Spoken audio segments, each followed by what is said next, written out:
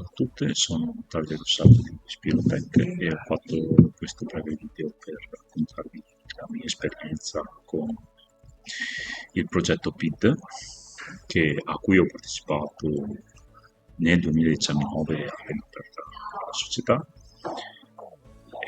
Io ero un po' scettico come mia natura in merito alla partecipazione a questo progetto, ma sono stato convinto degli amici, dei consulenti a partecipare, nonostante mancassero dei contributi economici evidenti, e, ma avevano ragione loro.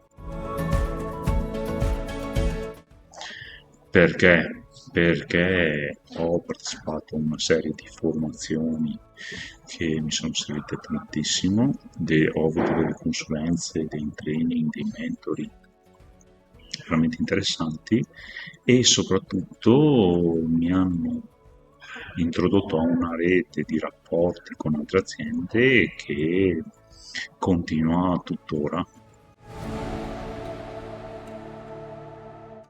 Anche per quanto riguarda la formazione è stato molto interessante.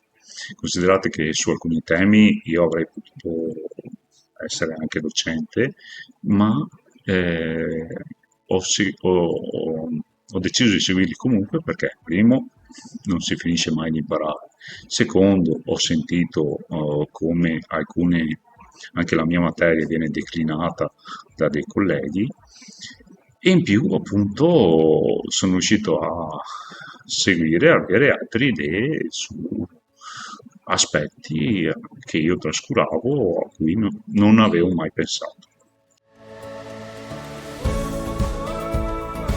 Se avete opportunità, iscrivetevi alla nuova edizione di questo bando perché ne avrete numerosi vantaggi, come li ho avuti la mia società.